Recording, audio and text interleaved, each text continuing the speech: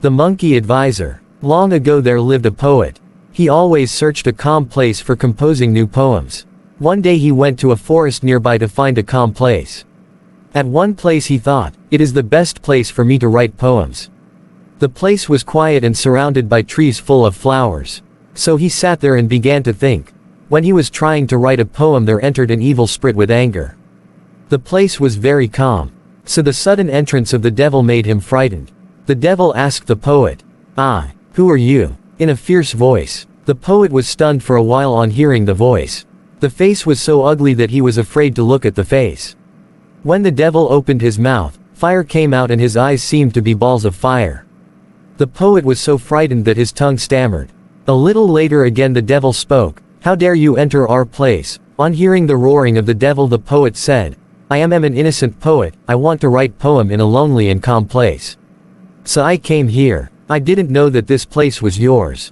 I don't have any bad aim, if you give me a little time, I will quit the place. But the bad devil was not ready to hear his voice and began to curse him, I won't excuse you. You made a big mistake.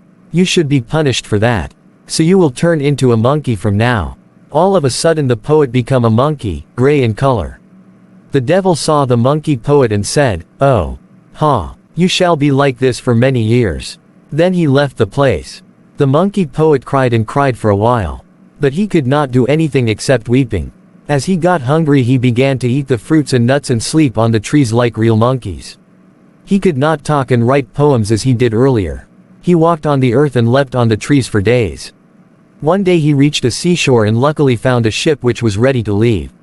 The monkey poet in no time jumped onto the ship and moved here and there over the top.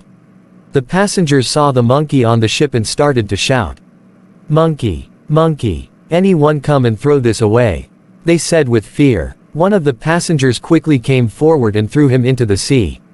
Some passengers shouted, kill him, kill. Now the captain of the ship came there and saw the monkey struggling on the water. He was a kind-hearted man.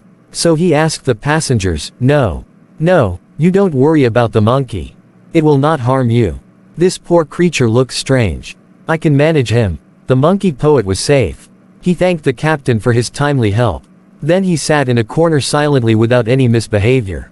Finally the ship reached a port, that was Baghdad. With a little smile, it thanked the captain. It jumped from the ship and wandered on the roads of Baghdad. Just then he heard the news that the king wanted a good advisor to him. To get selected all had to write a letter of worthy words. The best letter writer shall be given the post of the chief advisor. The monkey poet also wrote a letter to the king and participated in the competition. He wrote a letter of fine message. When the king read the letters, he very much liked the monkey's letter. So he ordered the writer of the letter to be brought before him soon. The courtiers came with the news to the monkey poet who sprung before the king at once. The king saw the monkey with wonder and said, this poor monkey. You all say this creature wrote the letter. One of the ministers said, this is true my lord. It was written by the monkey lord. All the courtiers and the crowded public around the king cheered the monkey. They wondered, he can't talk. But how can he write a letter of such a quality? The monkey stood before the king majestically. But the king wanted to test the monkey and asked it to write the same letter now with the same words. The monkey poet readily took a pen and a paper and started to write the same letter so fast. The king and the others were in great surprise on his way of writing. They said, this is not an ordinary monkey. The king turned back and called his daughter.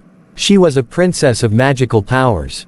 In no time she found that he was not a monkey, he was a poet of intelligence. She said that he had been cursed by some evil spirit. The princess chanted some mantra and removed the curse on the monkey. In a few minutes the monkey poet changed to a real human poet. The poet smiled happily at the courtiers and they cheered him. The pet thanked the princess for her help. The king announced his firm decision to appoint the poet as his chief advisor. He served the court as a faithful advisor and served the king loyally for many years.